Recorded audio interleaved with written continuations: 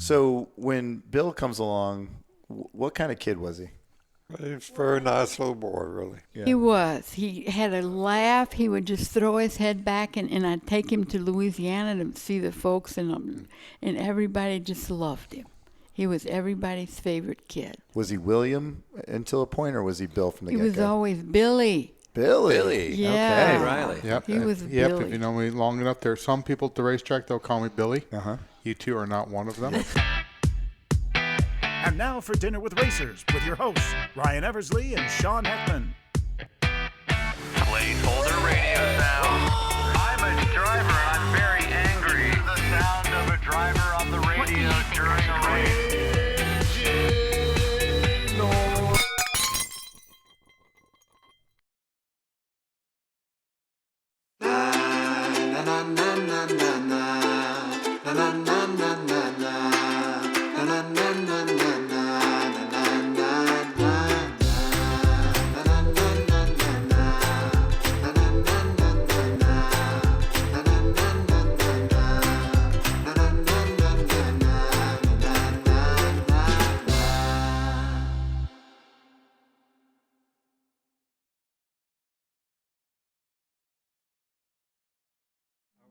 I was going to come and ask you, should we just cut this in to about here and leave that one where it is, or you think that's too far out and make it rubbed off? I think that's too far. Maybe come in like maybe an inch and a half from here.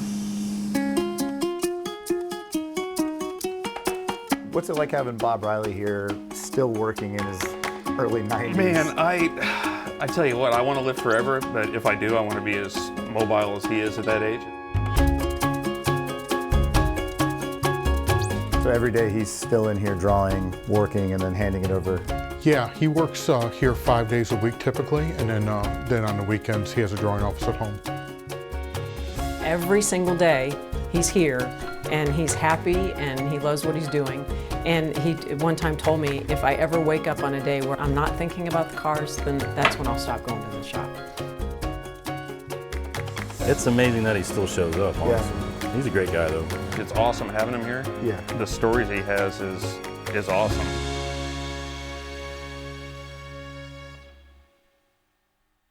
Where do you first remember racing coming into your life?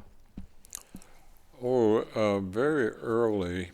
Louisiana, at that time, for a driver's license, you went and you paid $3 and you got a license. Have at it, kid. Mm-hmm.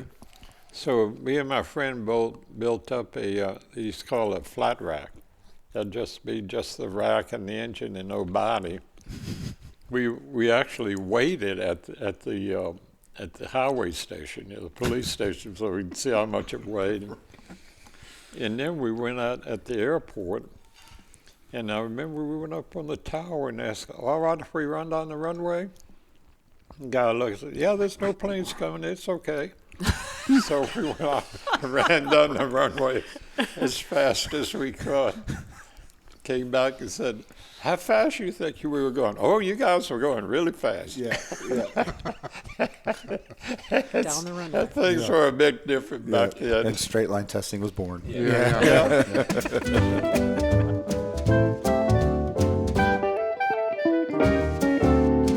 He was born in Texas, outside of Dallas-Fort Worth. Mineral Wells was the name of the town, and I think they moved to Lafayette when he was maybe 10. Okay. In that time, he was a depression kid in a way. So my dad doesn't eat chicken because, that's all he ate during the depression. That's all they had was chicken. Yeah, he's like, I've eaten enough chicken for my whole life. We didn't do well on our road trips. Yeah. At what age did you and Bob meet? I was like about 12 or 14 years old. My uncle had an ice cream shop in Lafayette. So one day I drove up, and here's this contraption. And it was like a big plywood thing with a seat hooked onto it. It was gorgeous. I mean, all I could think of was, how does he go in the rain? How does he suppose his mother needs a ride? How does he get there? It was only one seat, but I didn't know Bob. I just want to point out your first impression of Bob was that this was impractical. Well, I never thought of that, but yes, it could be. he went to Sebring, and I think he ran out of money on the way there. So him and his buddy, they dressed up as painters to get in, so they didn't have to pay the admission fee. Then they would go around the track and set up scaffolding and watch the races. The next time I met him, he had just finished designing that car, the C-Modified? The C-Modified. Oh, wow. And he was quite the racer. I didn't put two and two together for a long time. Yeah. He was okay then. So then he was all right with you. Oh, yeah. Yeah. So your first real exposure to the profession of racing came from when you were in the Air Force in Germany. Really, in Germany. Yeah. First thing I had to do was go do Formula One racing. Of course, wasn't supposed to leave Germany, but anyway, I went to Spa, and that's what Bill was talking about. Yeah, like It the was last in time Spa. he was in Spa was 54. 54. Yeah. But So, in that era, though, you were watching Fangio and Yeah, all the Fangio, and he was so good. I remember there was an American driver, Harry Schell, and right at Spa, you come over a right-hander and down the hill, and at that time, the cars were cut out, you know. And I remember I was sitting there watching them, trying to figure out why they were cornering so well. I remember there was 3 girls sitting. Shell came by and he saw the girls, and every time he'd go around, he'd wave at them. Yeah. The Drivers are Formula the One same. drivers. Drivers are the same. Yeah. Did you know at that point that you wanted to have a career in motorsports? Oh yeah, I had already started drawing cars and all because I had built hot rods before that. Not very good ones, but anyway, built them anyway. The Apollo Saturn V dwarfs any craft ever launched into space by the United States. It is 364 feet in height. I'm sure you know he was with Apollo briefly before going to Carcraft. Like he's an actual rocket scientist, Yeah. we could say it. 5 giant F1 rocket engines supply the Saturn first stage with nearly 5 times the power of any booster ever launched. I was arguing with one of the engineers about, the imperial system versus the metric system. We were having that argument. That old thing. Yeah. I said, there's 2 kinds of countries in this world. Those that use the metric system, those that have walked on the moon. And his response is, I bet there was metric on the Apollo program. And no sooner he said it, Bob came around the corner. I said, Bob, answer me a question. Was there a metric system used on Apollo at all? And he's like, every blueprint I saw was just imperial. And he just turned and walked off. And it was just like mic drop. That's all you need to know. So you go back to Baton Rouge because you had some friends that were living there? Being I had gotten married, so when we were in New Orleans, I worked for Chrysler Space Division on the Saturn booster. And you were working on basically rocket engines for Chrysler, which was part of the Apollo missions. We get the design from the Germans, really. We would call out the tooling and all. Sometimes we'd have to make design changes and get back with them. It's really odd at that time. It was impossible to go to the moon. You guys are nuts. President Kennedy said we'll go to the moon by so-and-so. So anyway, it was quite an interesting program. It was more like a racing program than I've ever been on because of the enthusiasm for people to make this happen. Mm-hmm. And they all made it happen. That's when you had the big turnaround. Yeah. And then I sent a resume to GM and Ford, and GM said if I was ever up there to come see them, and then Ford, right away, they sent me money to come up there and see them because I sent them a picture of this special I had built and raced with minimum success. But anyway. But because you were able to have a side project showing cool cars, Ford had interest. They seem to be very interested. So anyway, I got a real nice job with Ford right off the bat. What was the position? I was in advanced engineering because I had already done this, that, and the other. Autumn 1963. Ford Advanced Vehicles Limited, Roy Lund, engineer, shows John Wyer, team manager, the problems of translating the American-designed Ford GT into a team of cars to be raced in 1964.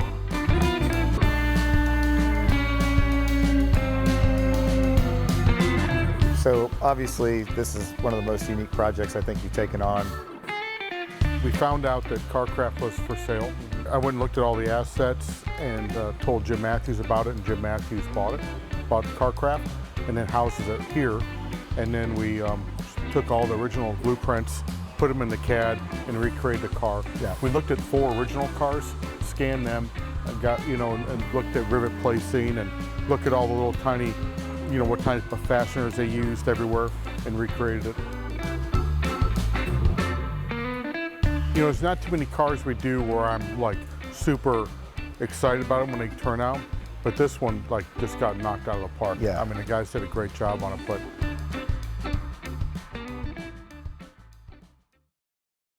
In the movie, Ford versus Ferrari, it's Carroll Shelby and Ken Miles making this car, and then the evil Ford engineers come in and they don't know what they're doing. You would have been one of those Ford engineers. Yeah. Now, the guy that wrote the book was from California. That's the problem. Yeah. Carroll Shelby was a very good driver, and he was a very good promoter, but he was really not an engineer. He was not. We had built the first Mark IV, one you saw. Beautiful.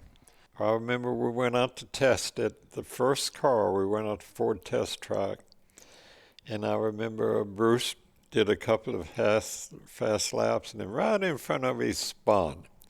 I thought, oh my God, what my part breaks? So someone ran out there. And Bruce said, oh, no, I just spun to see what it'd spin like, see what it felt like. And then Ken... Pretty cool. And then Ken Miles got in it. He took about 5 or 6 laps. They were both incredibly fast. You liked Ken Miles a lot, right? Oh, yeah, he was a great driver. Should we ruin that movie? Well, I mean, I think we just did, but Yeah. but everybody that worked with Ken Miles liked Ken Miles. Oh, yeah. Oh, absolutely. And then you were telling me, too, about Ford versus Ferrari, that Leo Beebe, the marketing guy that they made in the movie to be the villain, that he was a decent marketing guy. Yeah, he was okay. Yeah. They just, so wouldn't that be great, for him to 3-0, and that's all. He wasn't a bad guy. Yeah. Was it hard to watch that movie?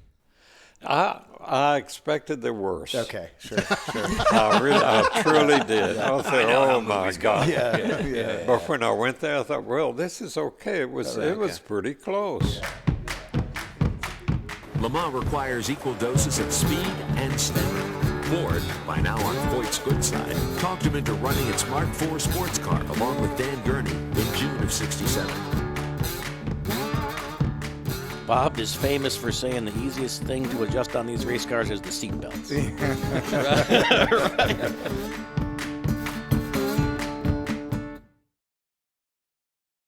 One of the things we've learned is that you got to work alongside arguably one of the greatest race car drivers of all time with AJ Foyt.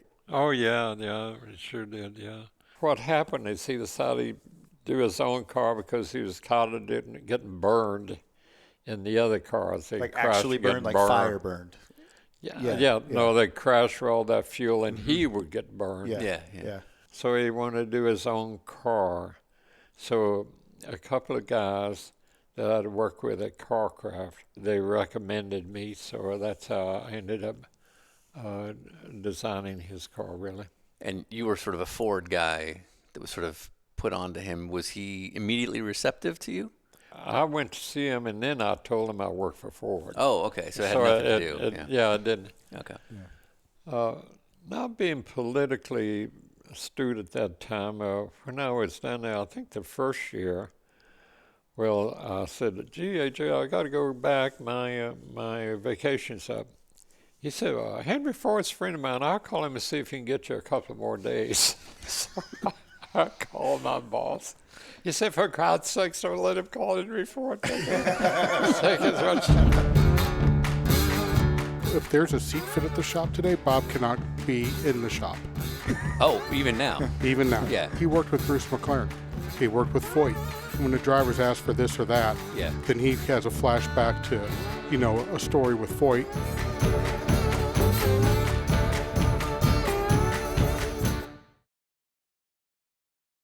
One of the cars I did for him, I think the first one, it carried 75 gallons, so I had a fuel tank over here, a fuel tank over there, and one behind the seat. And I was just kind of buggy on the front area. I had to get this front area down, all that. So when he first got in the car, well, when he got in, well, there was no room for his shoulders, and the shift was here. And he said, Bob, I can't get to the shift. So I was standing there looking at him, and he said I turned white when he told me that. He said, oh, wait, don't worry about it, Bob. I'll shift with my left hand. Can you believe that? And now these cars with a turbo, they would come in the power like that. Yeah. Right. You know, no traction control. Yeah. And there he was. So because of that, Bill would not let me go to any seat fitting. No. Because when they want to move the shift, you know, a half inch over here or there. Yeah. So when I go there where Bill looks at me and points at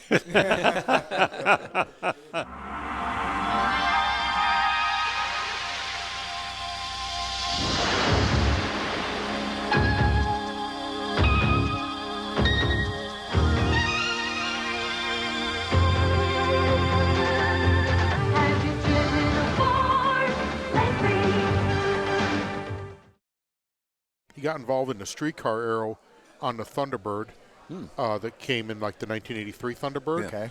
And then he got assigned to NASCAR. Some of the teams he'd walk in, like Junior Johnson's team, I believe, and they said, you know, hey, we don't need no Yankee telling us how to, you know, work in NASCAR. And my dad's like, you know, hey, I'm from Texas. We were fighting Indians. Like we didn't have time to fight each other. Yeah. You know, we had bigger problems. Right. And then he went into the Elliott's shop, you know, in Dawsonville. Yeah. And Bill Elliott was sitting on the floor, you know, eating his lunch in the middle of the shop, and said, Bob, we'll do whatever you tell us to do. And, you know, if you want to do aero or chassis work, we'll do whatever you say. And my dad's like, okay. So, like, I can work with the Elliots. And so that was like the $1 million bill, the 85, 86 car. That was in that era. We clearly wanted to make a statement about Ford Motor Company's capability of building a car as good as anybody. The amount of technology around in this country, and yet there is not a single race car built and designed in the United States that is competitive in road racing. I think we like to change this with this car. You can look around, you can just start to read all these and realize how big the depth is. Right. But like, you know, you can look at like this, here's like a book for you, Intrepid GTP. So you can grab this book, you can see what's in. I haven't opened this, so it isn't like pre-done. You know, general notes, changes for Miami. You know, swirl pot to move air after several laps, you know, and just all the way down, air bend on rear deck, all the way down. And these are over 30 years old. Yeah, this is from 91. Yeah.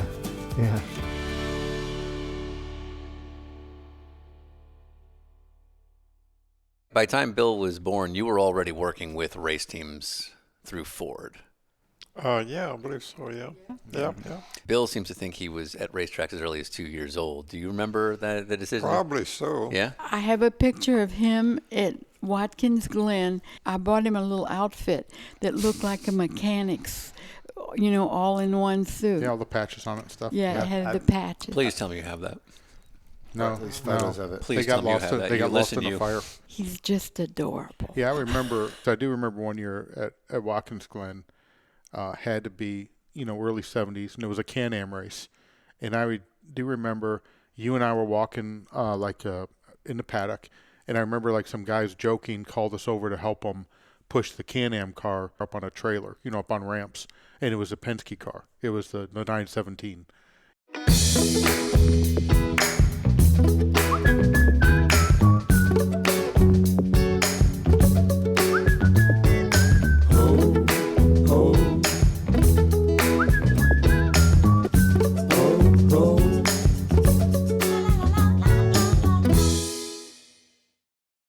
Motorsports isn't known for its stability. Yeah, he ended up quitting Ford and just designed cars all day. Yeah. The Greenwood Vet, the Kemp Mustang, the Wildcats for Pat Patrick. I'd go home from school and he'd be in the basement drawing cars on the drawing board. Yeah.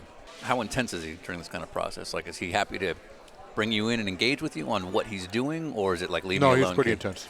Okay. So no, he you never said, you know, get out of here, boy. Yeah, you know what I mean? But you were not to disturb Dad. No. Yeah. No. Okay.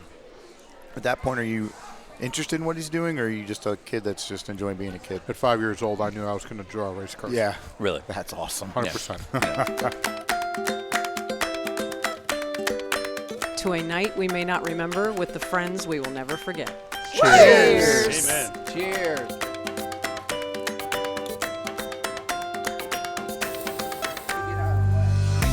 I need each one of you to tell me the quirk of Bill Riley that our viewing audience would not know about. I don't know if it's really a quirk, but he's great at Pictionary.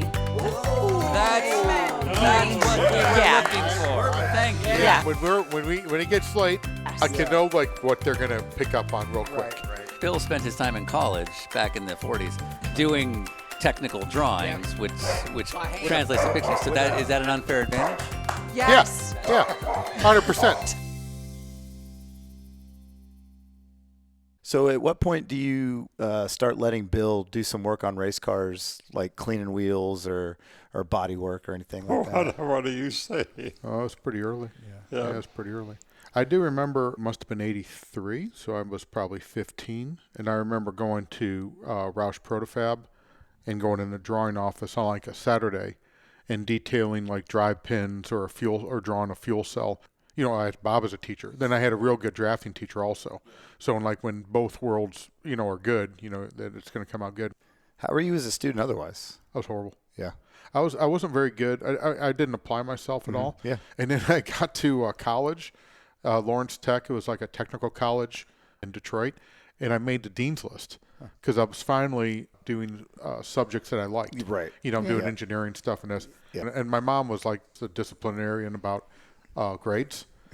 But I remember she's like, "There's no way you're on the dean's list. Like this is a mistake. What'd you made this. That was like the era where there were like 80s movies about people altering grades on the computer, sneaking into the offices and altering grades. High-tech stuff. Yeah. So then when I transferred to Purdue, it was kind of weird because we're doing all these engineering things, and I was taking the problem, like let's say it was a pressure at the bottom of a water tower, and I was just like relaying that to the pressure at the bottom of a fuel rig.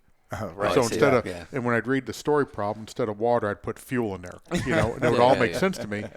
And I remember like walking up and it's like finals and everybody's kind of sitting around there and I'm like, what are you guys doing? Like all the people going to college, like, oh, we're studying. I'm like, what are you studying for? Like, why do you have to study? It's simple. It's a fuel rig. It was weird. It was weird to me. And I had a drafting class and here I am working under Bob drawing the Intrepid during the day. Yeah. And now I'm drawing a triangle, like a pyramid in drafting class. And he goes on the board and he's like, well, when you leave this engineering school, your salary should be between $42,000 and $45,000 a year. And I raise my hand, he's like, yes, Mr. Riley. And I'm like, well, what if you can't afford that pay cut?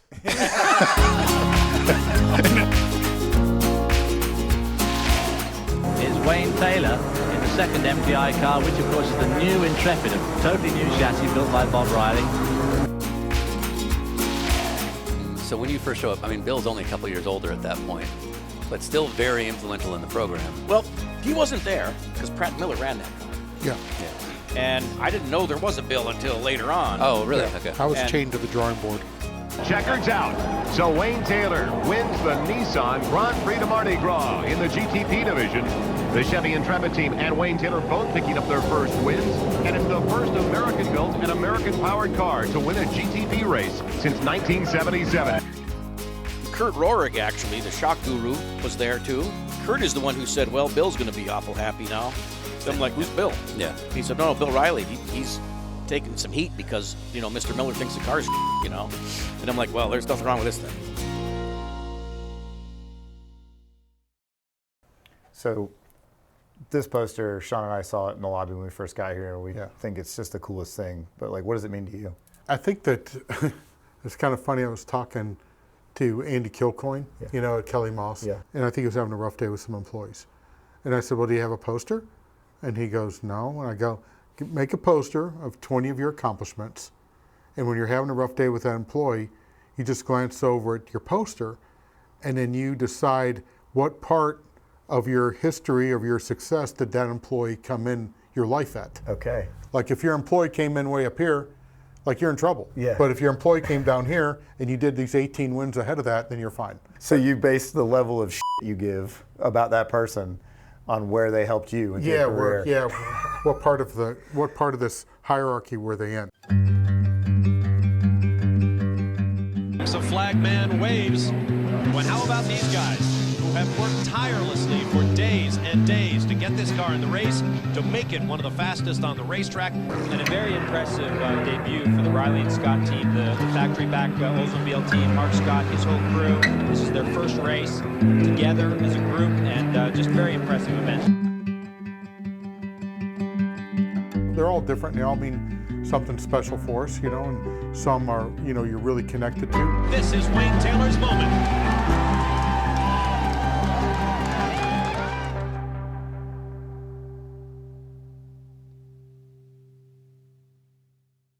During the first few years of Bill's career running with you, I would imagine he spent, you know, his teenage years, his 20s, as Bob Riley's son. Yeah, now it's reversed. And and that was my question, is at some point he became Bill Riley.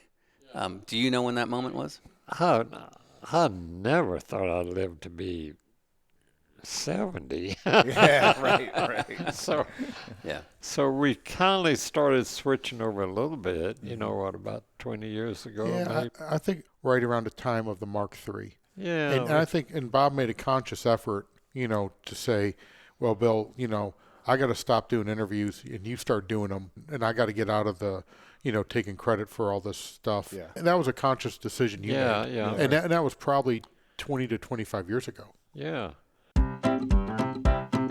Hey, Bill. Hello. Heck of a mic pack you got there. Oh, man, thanks. Did you know we were coming? A little bit. I had a hunch. Mind if I come in? Oh, come on in. Who's this? That's Mulsanne. Mary and I are going to have a New Year's Eve party, and we invited a lot of people, and in the middle of the party, we're going to get married. You know, it's our second marriage each. We don't want to burden people with a weekend away from their house and all this kind of stuff. And random, but what's up with the frogs? For f***'s sake. Mary likes frogs, and I don't really care for them. We had a problem, though. My parents were there. My parents didn't know this, okay? We didn't tell anybody. We didn't tell anybody. This has been cut down from how much frog stuff. Oh, we've pulled back. Yeah. So we're getting close to, like, all of a sudden my parents say, you know, okay, we're going to go. And it was like 9:30 at night. So I'm like, oh, yes, you should stay here for a little, talking to my mom. You should stay here for a little bit longer. She's like, no, we're tired. We need to go home. She had a pet frog when she was a kid, and then everybody in her life found out about that. Okay. And then all of a sudden their house is full of trinkets because you don't know what else to get somebody. Right. So, like, there's frogs everywhere. And I had to come out, I'm like, Mom, you know, like, we're getting married, like, tonight. She's like, huh? And I go, yeah, tonight we're getting married. Like, we stopped the party, and we went to the front doorway, and it took everybody by surprise when we got married that day during that party. You know, and it was like Steve and Shannon's first time at our house. Yeah. And they're Like, what the hell's going on? They're like, what is going on? Like, is this what everybody does on this street? Like, you clearly don't like it. Well, yeah, it's one of those things, and I think we have a limit of how many are in the house. Okay. Kind of thing. Okay. Can I just say, in my defense, like, I had no idea. Well, in fairness, neither did his parents. yeah, exactly.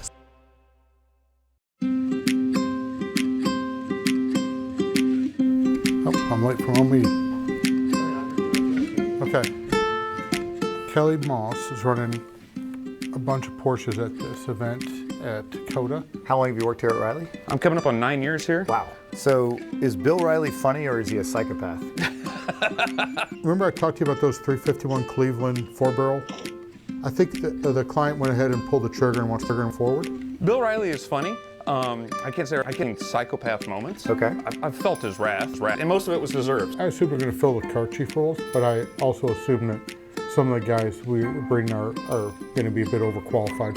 Would you say Bill Riley is funny or a psychopath? Funny. What is one thing you would never do or should never say to Bill Riley? He's been giving me a lot of crap about eating sun chips lately. Yeah.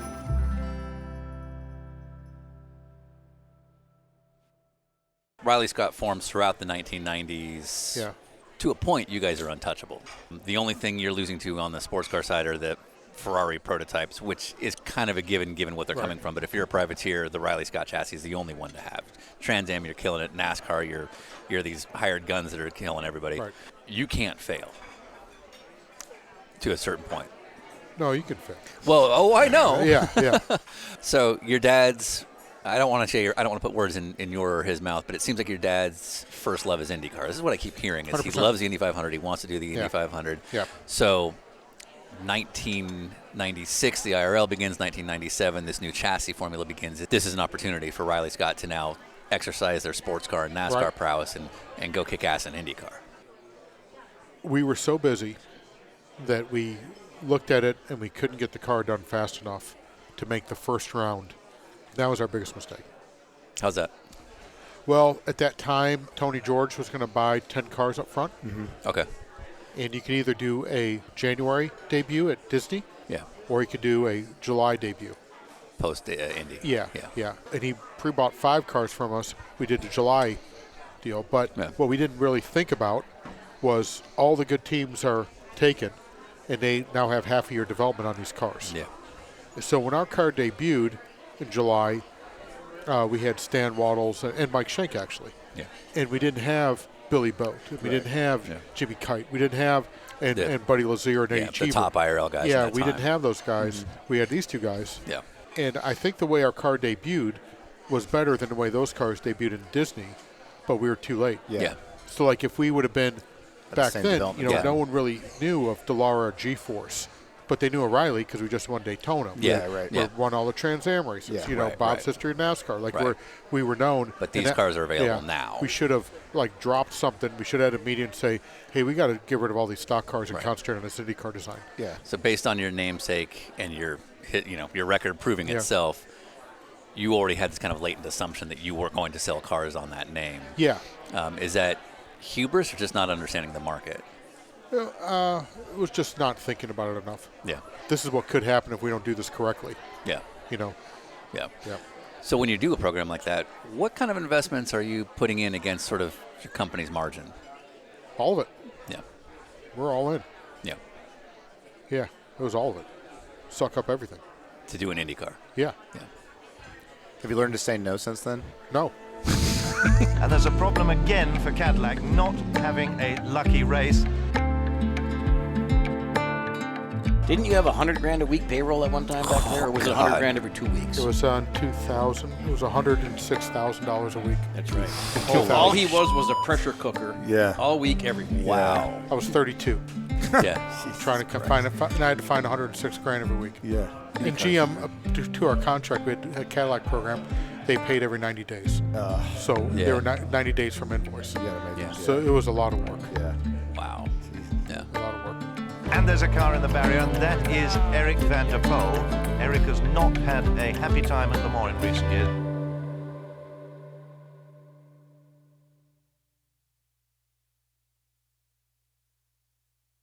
American sports car racing in the early 2000s was in a weird place. You had basically 2 competing series. The American Le Mans Series, which was running the big 24 Hours of Le Mans, and then Grand American Road Racing, Grand Am as we call it, which also was sports car racing and kind of finding its footing, but they realized they needed to reinvent their top-level prototype category. So these Daytona Prototypes, these tube frame, almost throwback style top-level cars were going to enter the marketplace in 2003. Yep. Around that time, Riley is rebuilding. No, we're not. We're dying. You're dying. Yeah. Flat out dying. We are dying. So to get me off the books, I moved to Charlotte to work for Robert Yates Racing. No kidding. It's talking to Bob a lot, and it's like, we're going to have to close this company down kind of thing. Right. My dad was fairly old then, too, Yeah. We're going to close the company down on Tuesday after Labor Day.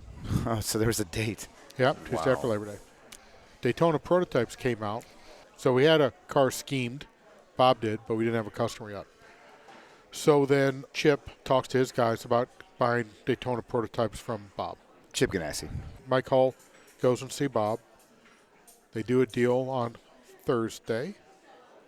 We get paid on Friday to start this car that it doesn't exist yet. It's this far along. As much along as that. Drawing on a napkin. There's a scheme, but that's it. Tuesday after Labor Day, we're going. Daytona Prototype. We're going to build it. We're going to figure out how to 72 hours away from being dead. A weekend ahead of the last day of Riley. But let's back up from there. 25 years, Chip Ganassi drove a Super V that my dad designed and engineered before Chip went to IndyCar. So you just never know. You just never know. Yeah. With a new qualifying lap record, it is the Lexus Riley, and Scott Pruitt did a marvelous job for Chip Ganassi Racing. In fact, that front row is blocked out with the Riley chassis cars. Fantastic effort from them. It almost seemed impossible to do some jobs. We were supposed to build 2 cars for the 24-hour, and we just wouldn't look at each other and say, well, this is impossible. But we actually ended up making the 24-hour.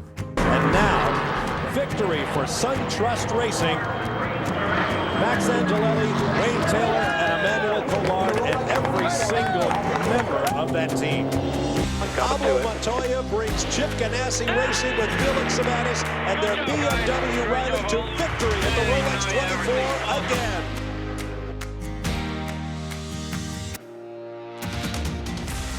Viper in the hands of Dominic Farnbacher. What a story for this team over the last 12 months.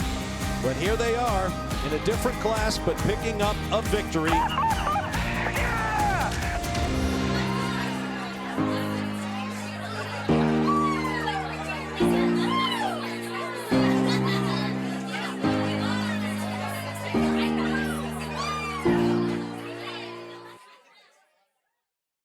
Now you've checked off the box. Manufacturer program, championship. Yeah. Financially, I assume you're okay at this point. Yeah, we're good. Yeah.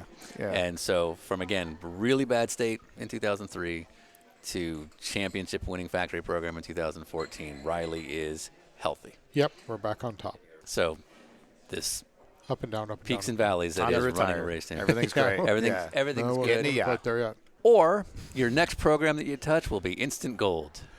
No. Is that how it worked? No, we had 2 strikes. Oh. 2 strikes. Well, you got one more pitch. Well, 2 outs. We had 2 outs. I see. Oh, okay. No, we lost. So in the 2000 teens, prototype racing went through some sort of changes from the minds in charge in Europe. There are 2 categories of prototype racing that were really geared towards customer racing, P2 racing and P3 racing. Right, and one common theme in both was that it was cost capped. So whatever you put money in to develop that car, it was going to cost X amount. Regardless if you spent $1 billion or $1 million, you're going to sell that chassis for the same amount of money. Right. But the other thing is they were both fixed in terms of their homologation, which means once you put that car out on the track, you can't continue to modify it for the rest of the year. This is the car until the next year when you can maybe make a few minor improvements. Right. Pretend like I'm as dumb as I am.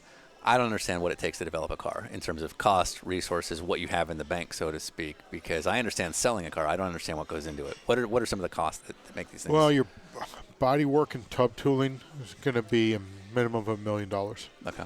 Your design work is going to be another $1 million in designers. Then you're going to have CFD on top of that. Okay, this is R&D. And some FEA. And then you're going to have scrap. And then you're going to have, so you're around $3 million here. Yeah. Pretty quick. Before you ever sold anything or even a commitment. Yeah. Yes. Yeah. And then what's the cost cap on an LMP2 car? It was around $500,000. Okay. Right. Yeah. Yeah, so you got to sell a fair amount to get right. But we were just bouncing off of selling 50 Daytona prototypes. So life is, So things have been great. Yeah. But if the cost cap is $500,000 and the development, before even you get to the manufacturing cost of the chassis itself, if your development is 3+. Yeah. It was 3+. That's a big margin you have to hit if you consider the manufacturing cost. Yeah. If you make $100,000 a car, you still got to sell 30 of them. Yeah. How'd it go? It didn't go good. You know, we partnered up with Multimatic, and at the beginning it was really good. It was the right call. It was the right fit, and it just didn't work. One of us is a shotgun, and the other one's a rifle. And that's, you know, we're both doing the same things, but we're going about it doing completely differently. Yeah.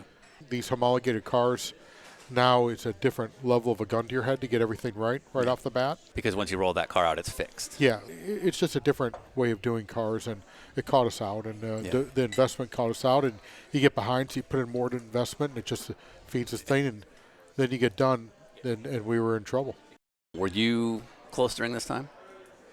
Was I close to them during this time? To be honest, we were both flailing so much to keep those balls in the air. Yeah. It would be more like we would meet with the girls for dinner at one of the houses, just to have a couple drinks and go, oh my God. Yeah, right. You know what I mean? Right. Yeah. Somebody get this weight off my chest. You know?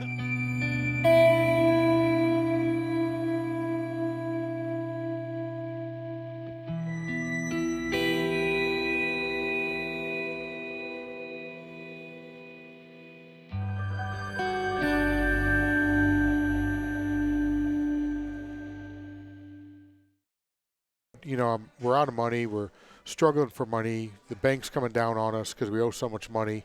Vendors are beating us up. Yeah. It was pretty tough. Yeah. It was pretty tough. Of the sort of money you'd made, so to speak, over the last 10 years doing the Viper program, all these Daytona prototypes, how much of the war chest had you spent to now develop this investment? Oh, yeah. We're way in debt. You're in debt. Way in debt. Way in debt. And it's pretty rough. And this is for all the R&D costs, all the everything you did to make these cars work. And like, started doing 13-week cash flows. And, if you do a 13-week cash flow, you'll see where it turns red. Mm-hmm. And you have 13 weeks to figure that out. And hopefully that's not even on there. It just doesn't even turn red. Or maybe it's at week 12 or week 11. We're at week 1. There was a lot of times, too, where Tony would call me or I'd call Tony, and I'd say, hey, do you have $20,000 to spare? Right. I need to make payroll. Payroll switching back and And forth. You're legit, like not joking. Yep. Like, help me cover your payroll and I'll get yours. I got 18 grand I can send you right now. Okay, that's good enough. Yeah, that'll be good. I'll find you $2,000 somewhere else. That happened a lot. Yeah. That happened for 2 or 3 years. It was brutal. You'd said to us in another podcast that you had 3 options. You have 3 options. You could declare bankruptcy. Yep. And screw all the vendors that I'm friends with. Yeah. For many, many years. Yes. And support the only industry you really work in. Right. Yeah. You can kill yourself. I can kill myself. Was this a thought? Which would have worked. Yeah. But my mom would have killed herself and came to hell and haunted me for the rest of my life. Right. Yeah. And you can only imagine in hell whose IndyCar team I'd be running and who my driver would be. Like, it would be bad. Yeah. Or you could fight through it. Fight through it. Yeah. Yep, that's what you do. You got 3 options. Yeah. Yep. And so for the next several years, you're just taking every gig you can get. We are just going until we can push that red out for 2 weeks. Yeah. Then push the red out for 3 weeks. Yeah. Then to 4 weeks. At the same time, not putting a burden on our existing clientele. Yeah. Like, I would ask David McNeil or Ben for an early payment 2 weeks early. Yeah. But never for like, hey, I need $500,000. Sure. No, sure. But we had other friends that would come to our rescue and help us out. So I kind of made an email up like, hey, Bob and I are in trouble. And, help us out. Or, if anything you can think of doing that we could do for you, let us know. Yeah, like not necessarily asking. You're for looking for work, basically. Yeah.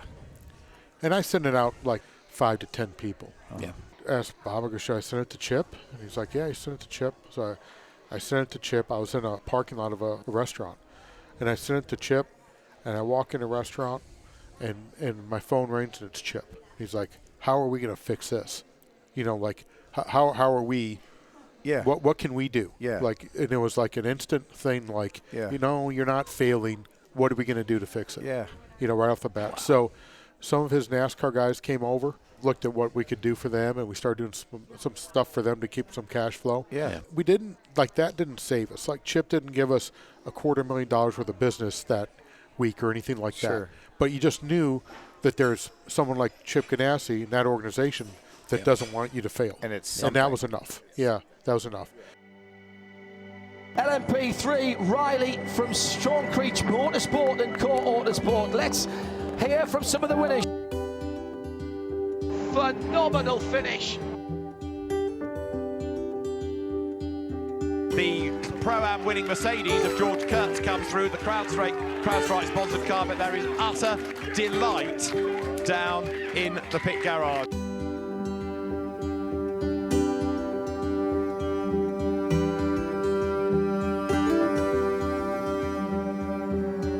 So, Tony, if a new prototype spec comes out and Bill's thinking about it without manufacturer backing, it's going to take his own investment to do, what's the advice you're going to give if he really wants to do it?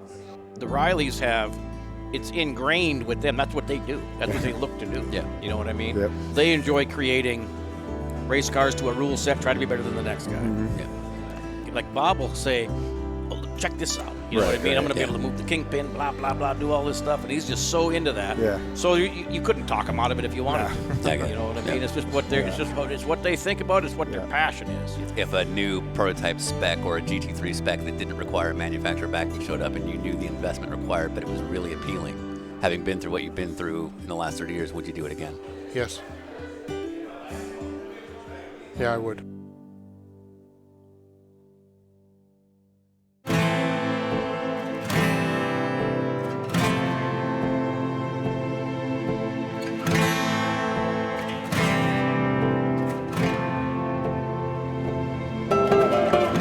Time here, has Bill Riley missed payroll? No, he's been great with all of that. Has Bill ever missed on a payroll? Nope. No, never. Not once. That is something that you do not have to worry about here. What was the biggest fight between you and Bill over? I left Robert Yates Racing to come back to Riley, and we're drawing a Daytona Prototype, and we have 4 months to figure it out. There was a jam nut on our rear spoiler, and remember, you wanted to have them grind down the wrench flats to get weight out of the jam nut, and it was like, man, Dad, we don't have time for this. You know, like that was it. I was like really mad. Like, I would just like to point out, fights happen over money, like direction of the company. This is about jam nuts. That was important. Do you know about the sort of the legend of Bill's dad? Oh yeah. I know Bill's a big deal, but I'm like, Mr. Riley, like you're the man. I want to be that sharp in that age. I want to be that sharp in 20 years. Yeah, right. Yeah. Some of us struggle now. Yeah. Could you describe Bill Riley in one word? I'm going to go with fair. He's a very fair man. Pretty legendary. I'd say racer. Silverback. Jesus. Icon. Humble. Knowledgeable. Funny. Yeah. Amazing. Passionate. Naturally, I would say super, you know. One of the things we try to do with our show is to talk about legacy. What would you hope they take away as your legacy? I don't know. I'm just dedicated to do it. I don't know why, frankly. I truly don't know. I think it'd be, you know, we had a small group of people from Indianapolis and built a car with an Oldsmobile. Sorry. That's right.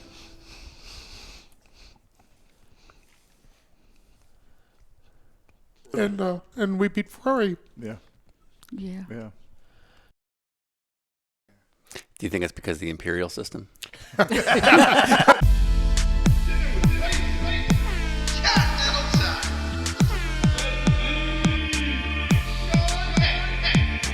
He is a huge Star Wars nerd.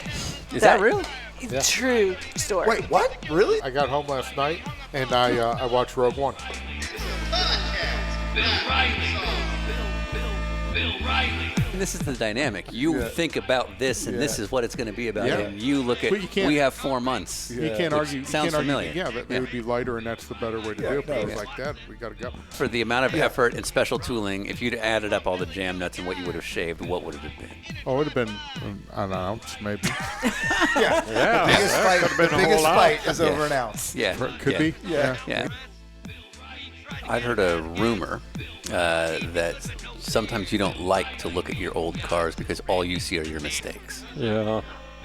I very much relate to this. The vintage cars have become so popular. So, but I still look at them and think, oh man, I don't want to do that again. Man, that was embarrassing. I knew when I did that it was wrong, but I did it anyway. So even now you see the Mark IV, like we could have done this thing. Absolutely. It's not what collector cars are. We had somebody involved in the early stages of it that was quite a big historian on the Mark IV. Yeah.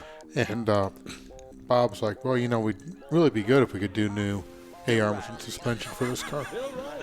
And the guy goes, you know, no, this is the best that it can be. And Bob's like, it is not the best it can be, because I did it. Bill Riley. First place trophies are allowed in your truck. Yeah. But nothing else. No. No second place, no third place. That's not good enough. No, that came from the end of 2013 with Chris Miller who's one of the engineers on the Viper program. Yeah. And we've already been drinking a lot. This is Chris Miller talking about the new team policy for 2014. All right, we only take first place. We get second place, third place, give the trophy to the first kid you see, and have them take all kinds of pictures of that and talk about how it's all the because we don't want nothing. We don't want nothing to do with second place. We don't want nothing to do with third place. Nothing else. We just want to win. First place. We won. If someone brings a second place trophy on your truck and you don't know about it, you find it at the shop. I just kind of quietly grab it, I bring it to the house, and I get rid of it. Sometimes they go in the lake, sometimes they get destroyed, but they never get seen again. Bill Riley, badass. Bill Riley.